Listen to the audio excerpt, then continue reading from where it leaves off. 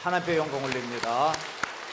오늘 이 팔복 강해를 하는데 아주 참 적절한 찬양을 해주신 것 같아요. 감사합니다. 우리 주님께서 기뻐 받으신 줄로 믿습니다. 예수님께서 팔복을 말씀하시는 가운데 첫 번째가 심령이 가난한 자가 복이 있다라고 하셨고, 오늘 두 번째 애통하는 자가 복이 있다라고 말씀하셨습니다.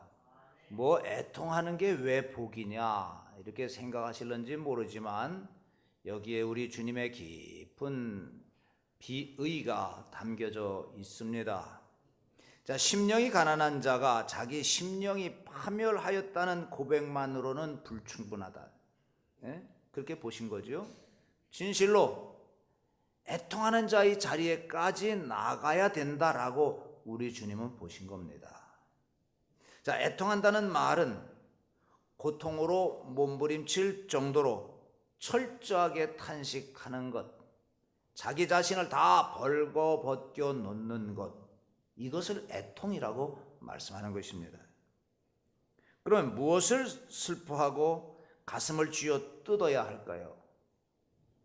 죽은 사람에 대한 애통일까요? 아니면 죄에 대한 회개의 슬픔일까요? 혹은 악의 세력이 판치고 의인이 고통을 겪고 있는 악한 세대에 대한 슬픔일까요? 우리는 본문의 전후 문맥을 살펴보아야 됩니다.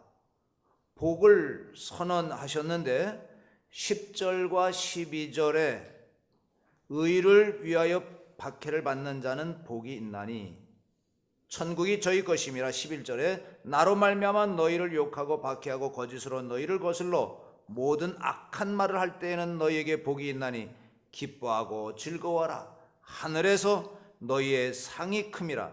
전에 너희 했던 선지자도 이같이 박해하였느니라 라고 말씀했습니다. 여기서 의인의 고난을 다루고 있는 것으로 보아서 오늘 애통하는 자는 복이 있다라고 하신 이 말씀은 죄 없는 의인이 무고히 고난을 받는 참담한 현실에 대한 슬픔을 나타낸다고 말씀드릴 수가 있겠습니다.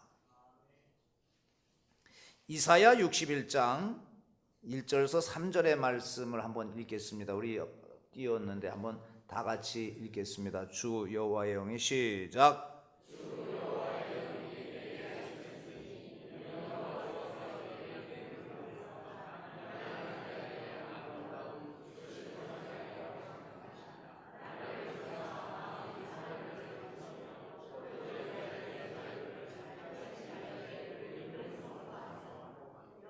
여호와의 은혜의 해와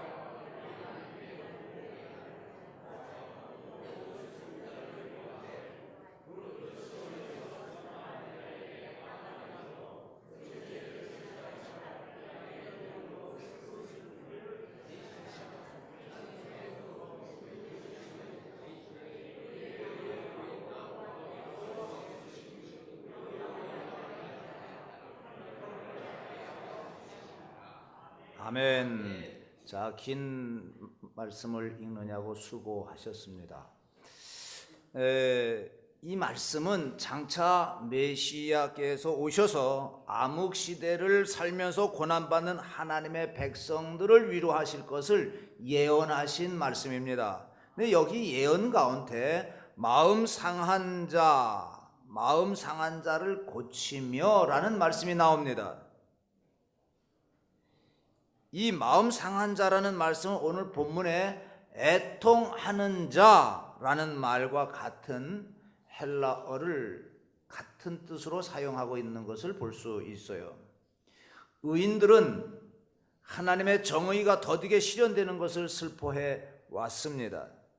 예수님 당시 이스라엘 땅에 살던 가난하고 헐벗고 소외된 하나님의 백성들은 바로 애통하는 자들이었습니다. 그들에게 필요한 것은 당장 먹을 빵일 수도 있습니다.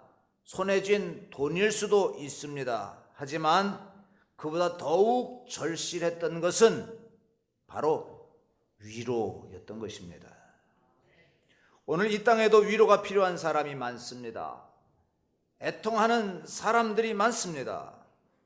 의롭지 못한 현실에 대하여, 의롭지 못한 자신의 삶에 대하여 애통하며 괴로워하는 사람들이 많습니다.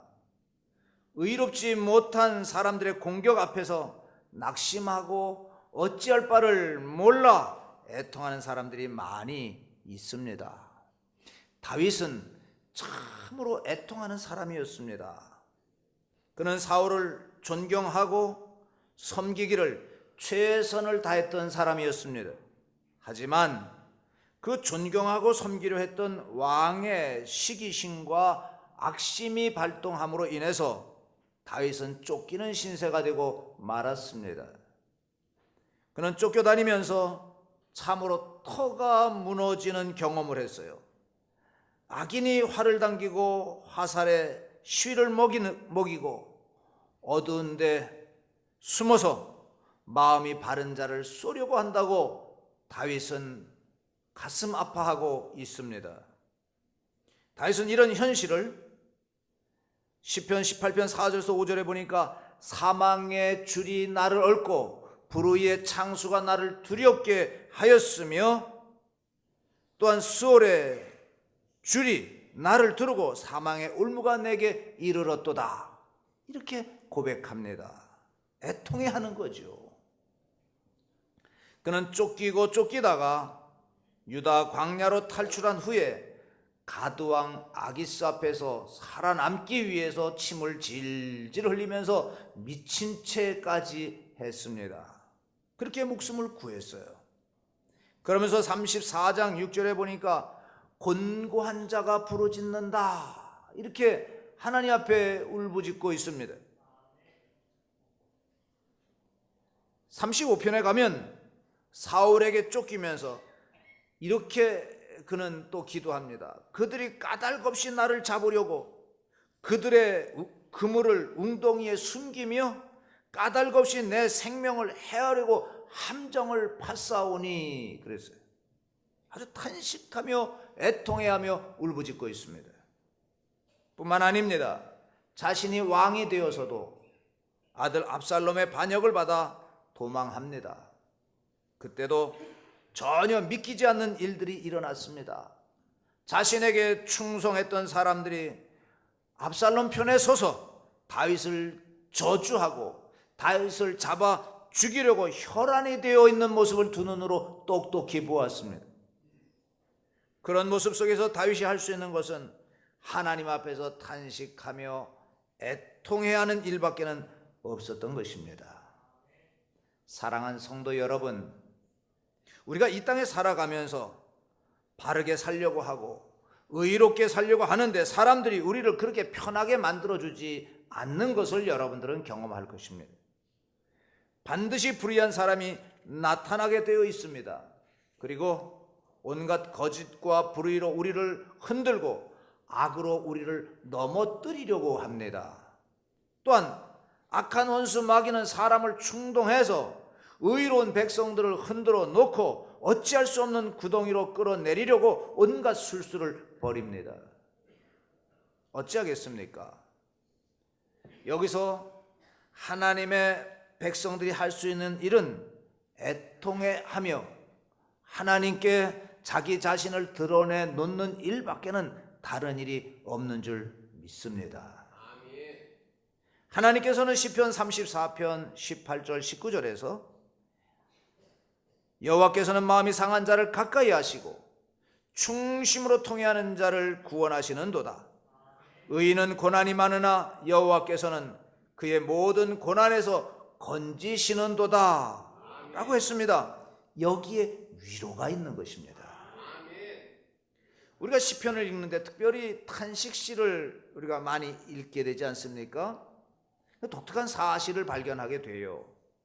다윗은 죽겠다고 하나님 앞에 애원합니다. 그런데 탄식시를 읽다 보면 이런 구조로 되어 있는 것을 볼 수가 있어요. 먼저는 대적들에 의해서 깊은 탄식과 고난을 하나님 앞에 아뢰입니다. 즉 애통해하는 거예요. 그러다가 갑자기 이 탄식이 변해서, 이 애통이 변해서 35편 18절의 말씀처럼 내가 대회 중에서 주께 감사하며 많은 백성 중에서 주를 찬송하리로다 라고 분위기가 확 바뀌어지는 것을 볼 수 있어요. 가장 대표적인 모습이 시편 22편에 나옵니다. 먼저는 다윗은 자신이 버림받았다고 신음소리를 내요. 아무리 부르짖어도 하나님이 응답하지 않는다고 괴로워하고 있습니다. 그래서 자신은 벌레요, 사람들에게 비방거리요, 조롱거리라고 말합니다. 그리고 사람들은 자신을 향해서 입을 삐죽거리고 머리를 흔든다. 예? 그 뭐냐, 조롱한다는 뜻이에요. 머리 흔든다는 것은 이스라엘 히브리의 사유 속에서는 조롱한다는 뜻입니다. 그리고 많은 황소가 나를 에워싸고 바산의 힘센소가 나를 둘러싸고 사자같이 개같이 나를 둘러서서 수족을 찌르고 들소의 뿔에 받치고 있는데 마치 자신은 사슴과 같고 벌레와 같다. 그래서 내 뼈는 어그러졌고 천밀같이 나는 녹아져 내리고 질그릇같이 깨져버리고 잇몸은 혀에 붙어버리고 사망의 진토에 자신은 내 팽개침을 당했다. 이렇게 몸부림치고 있습니다. 자, 그런데 22절로 넘어가면 그렇게 몸부림치다가 갑자기 말투가 바뀌고 분위기가 확 바뀌는 것을 볼 수가 있어요. 애통하며 탄식하던 다윗이 뭐라고 그럽니까? 내가 주의 이름을 형제에게 선포하고 회중 가운데 주를 찬송하고 서원을 하고 주의 은총을 후대에 전하겠다고 선언하고 있습니다. 사랑하는 성도 여러분, 다윗이 왜 이렇게 애통하다가 갑자기 찬송하고 주님께서 내게 베푸신 은혜를 만방에 선포하겠다고 갑자기 말이 바뀌어지는 것입니까? 그렇게 되는 이유는 31절의 끝에 보면 여기 나와 있습니다. 한번 읽겠습니다. 와서 시작. 주께서 이를 행하셨다 할 것이로다. 주께서 이를 행하셨다. 다 같이 주께서 이를 행하셨음이로다. 주께서 행하셨다 이 말이에요. 무엇을 행하셨습니까?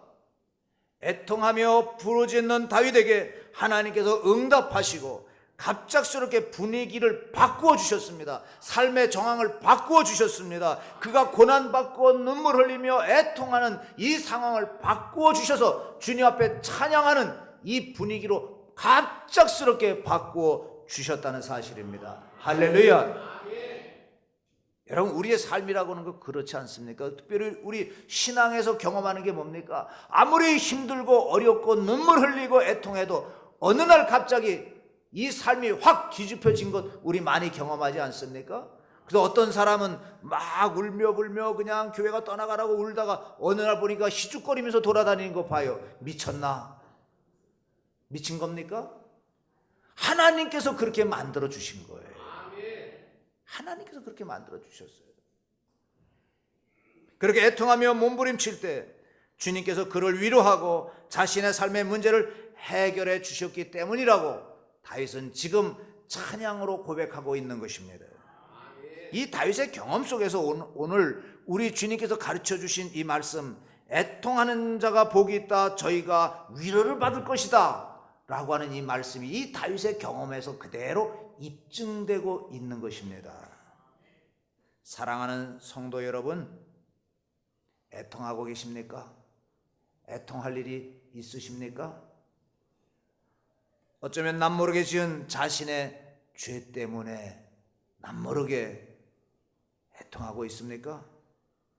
아니면 다윗처럼 불의한 사람들의 도전 앞에서 어찌할 줄 모르고 눈물을 흘리며 애통하고 있습니까? 가만히 보십시오. 예수님께서 마태복음 4장 17절에서 천국이 가까이 왔느니라 선언하셨습니다. 이때 요한도 역시 똑같은 말씀을 전했어요. 자, 이때 백성들에게 예수님께서 요구한 게 뭘까요? 하나님의 나라가 가까이 왔다. 그러면서 듣는 이 회중들에게 무엇을 요구하셨을까요? 야, 하나님의 나라가 가까이 왔으니까 와, 우리 하나님의 나라 주인이신 그분 앞에 가자 환호성을 기대했을까요? 이제 복을 주실 것이다. 이 로마의 압제로부터 벗어나서 우리는 이제 자유하게 될 것이다. 이제 이 배고픔에서 벗어나 우리는 잘 살게 될 것이다. 호산나를 부르면서 달려드는 군중을 우리 주님은 기대하셨을까요? 아닙니다. 예수님께서 기대하신 것은 회개의 눈물이었습니다. 하나님의 나라가 다가왔으니 회개하라, 눈물을 흘리며 회개하라고 말씀하신 것입니다. 냉철한 가슴으로 자신의 영혼이 파멸되었다는 것을 인정하는 이런 마음을 가지고 이제 자신의 가슴을 치며 애통하는 뜨거운 눈물을 흘리는 그런 사람들이 주님 앞으로 나오기를 우리 예수님은 기대하신 것입니다. 남모르게 뜨거운 눈물을 흘리고 계십니까? 어떠한 종류의 뜨거운 눈물이라도 좋습니다. 사랑하는 사람이 당신을 배반했습니까? 그래서 외롭게 저 뒤안에서 눈물을 흘리고 계십니까?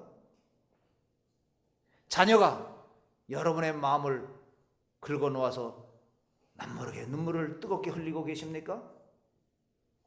동료가 또 믿었던 사람이 여러분의 뒤통수를 후려쳐서 헉소리를 내면서 눈물을 흘리고 계십니까?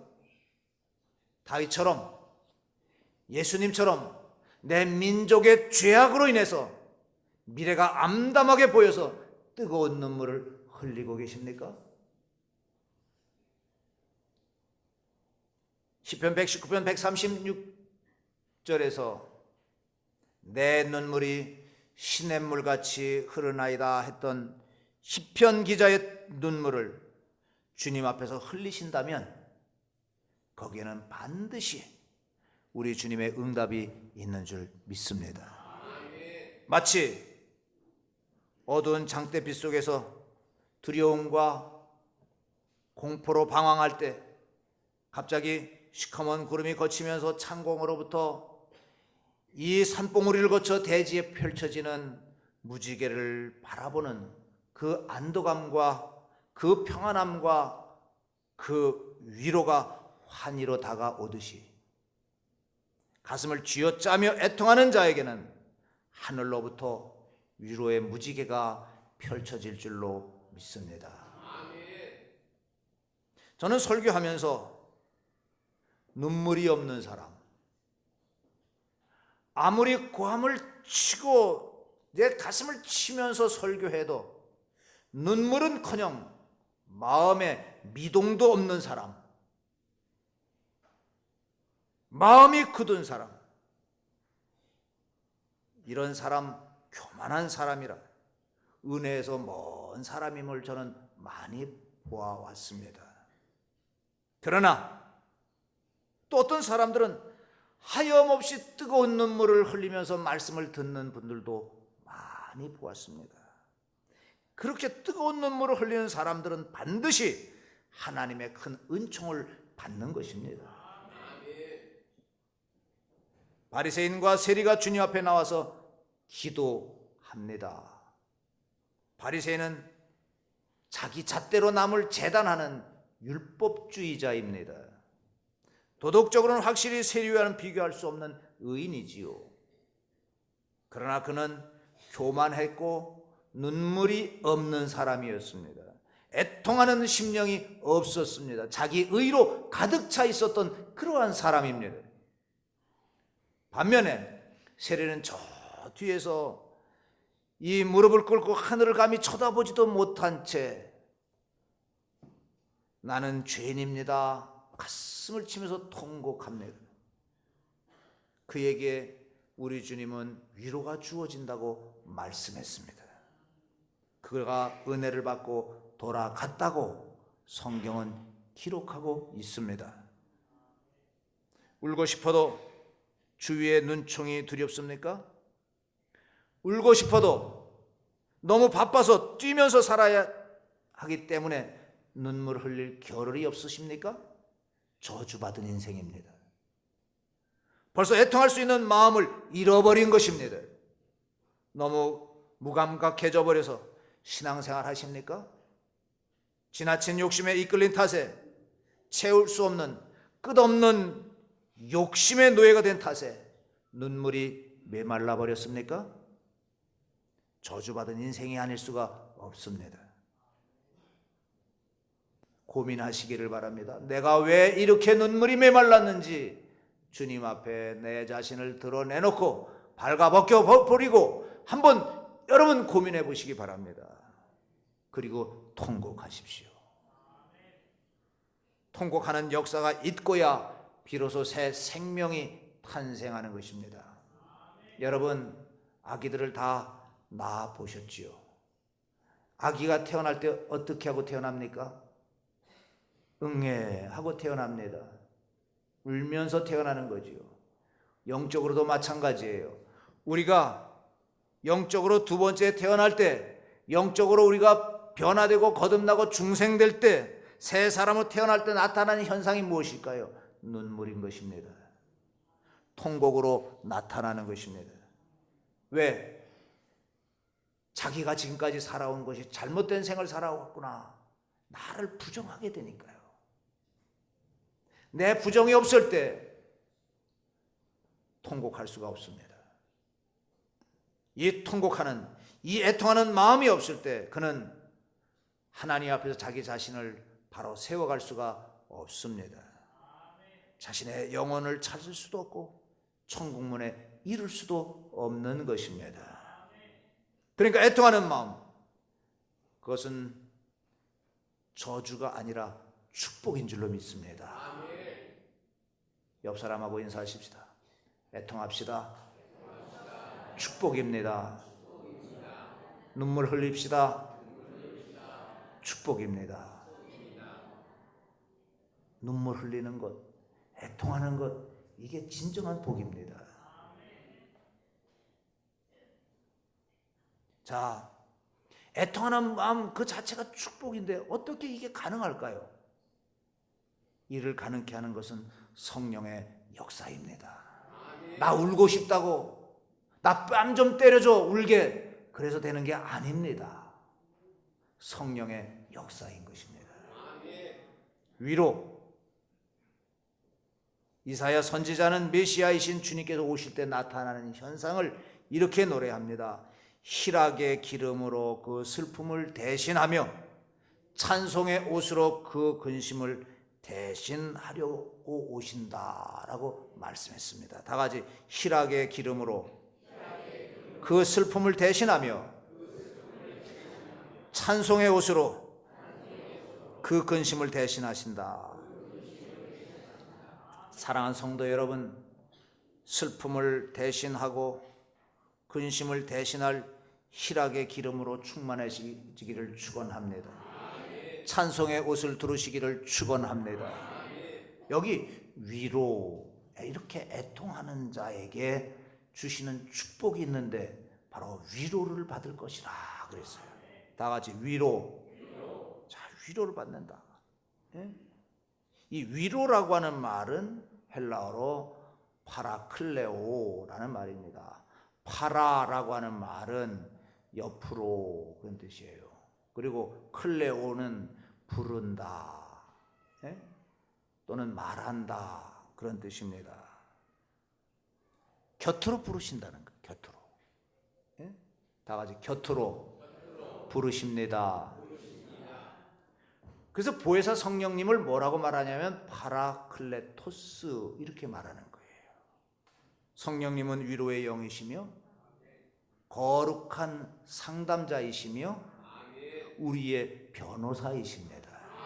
우리의 억울한 것, 우리의 눈물을 닦아주실 분은 성령님이십니다. 억울하고 답답하여 탄식하고 애통할 때 우리를 곁으로 부르시고 우리 곁에 계시며 우리 안에 내주하시며 우리와 동거하기 원하시는 하나님의 따뜻한 위로의 영이 바로 성령님이신 줄을 믿으시기 바랍니다. 그 성령님을 여러분의 마음으로 모시기를 축원합니다. 인간의 값싼 위로가 아니라 거룩하신 성령님께서 우리의 진정한 위로자가 되신다는 말씀이십니다. 전능자이신 하나님께서 우리를 부르시면 우리의 탄식과 애통은 찬송과 희락으로 바뀌어질 줄로 믿습니다. 사랑하는 성도 여러분, 애통이 없는 한 나의 헌신도 소용이 없어요. 애통이 없는 한 성도 사이의 이 관계도 한낱 위선적 노름에 불과한 것입니다. 애통할 때만이 하늘문이 열리는 줄로 믿습니다. 애통할 때만이 사람으로부터 위로받고 하나님께로서 위로받는 줄로 믿습니다. 통곡과 애통함을 통해서 영혼이 깨끗해지고 가슴이 열리고 생각이 맑아지고 우리가 하나님 앞에 하나님의 자녀라 인정받게 될 줄로 믿습니다. 제가 좋아하는 김현승님의 눈물이라는 시를 읽어드리고 말씀을 마칩니다. 눈물, 더러는 옥토에 떨어지는 작은 생명이고죠. 흠도 티도 금가지 않은 나의 전체는 오직 이것뿐. 더욱 값진 것으로 드리라 하올제. 나의 가장 나아종 지닌 것도 오직 이뿐. 아름다운 나무의 꽃이 시듬을 보시고 열매를 맺게 하신 당신은 나의 웃음을 만드신 후에 새로이 나의 눈물을 지어 주시다.